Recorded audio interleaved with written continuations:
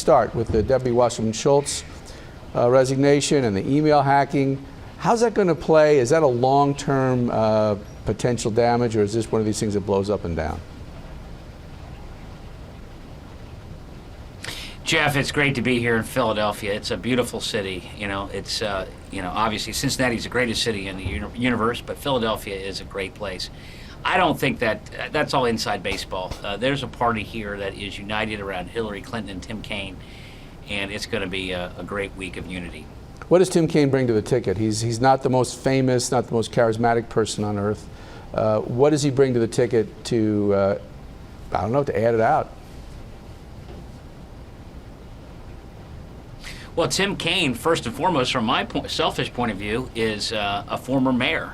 So he's going to understand issues that cities face. And I look forward to having a man who served as mayor of a major city in the White House with the ear of the president.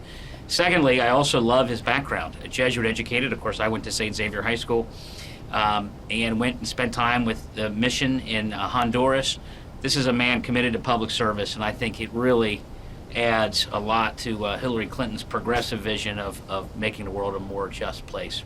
Donald Trump, a big part of his speech and his campaign is quote-unquote law and order.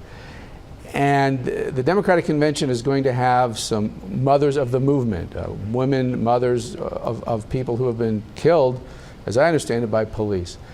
That seems like a real direct recipe for conflict politically. Does that concern you, not necessarily just about the campaign, but just about what's going on in this country?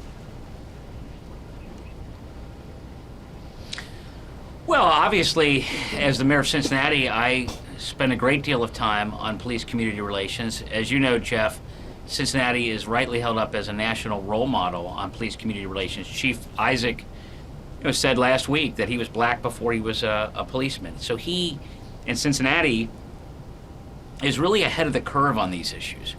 And we have to obviously stand up against injustice if it comes from the hands of the police, but we also got to equally, if not more so, condemn the assassination of police officers around the country. So it is definitely a tense time. I'm proud that Cincinnati is, Loretta Lynch, the Attorney General of the United States last year, came into Cincinnati to talk about our collaborative, which has been a role model for police community relations in the country. A lot of other cities right now are dealing with what we dealt with in 2001 and 2. And, I can't speak to what all the other cities are going through, but I know what we went through because I was on city council at the time.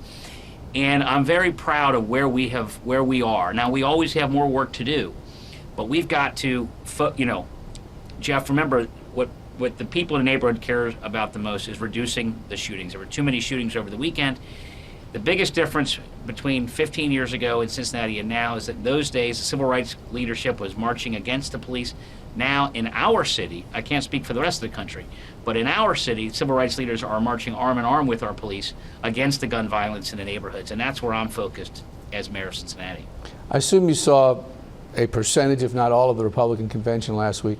What was your reaction to the Republican convention, to Donald Trump's speech, to Donald Trump's campaign upcoming? Look, I think that he is, and John Kasich is saying some of this too, who's a Republican governor.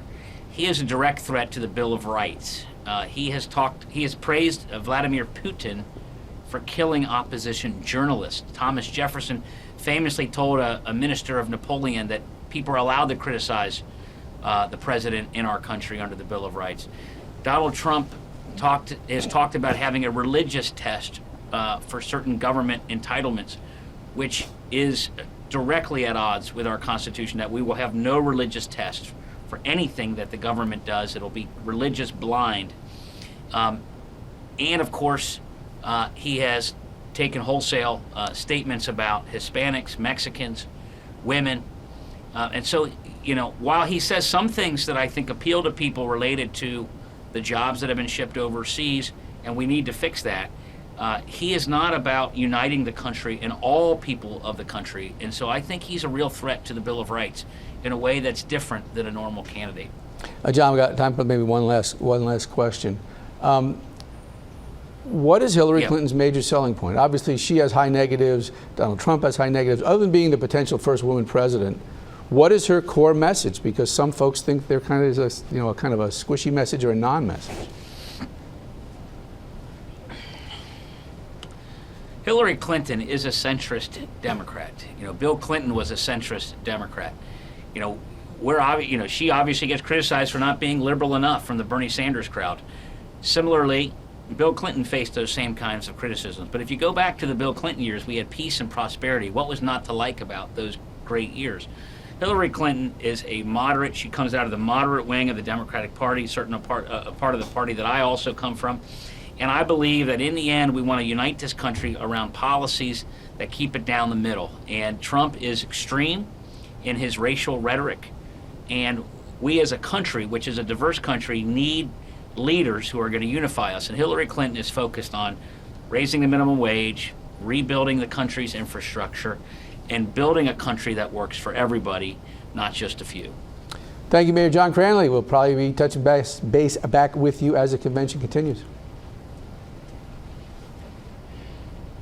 Jeff, it's great to be talking to you from Philadelphia. It's going to be a great week. Have a good time.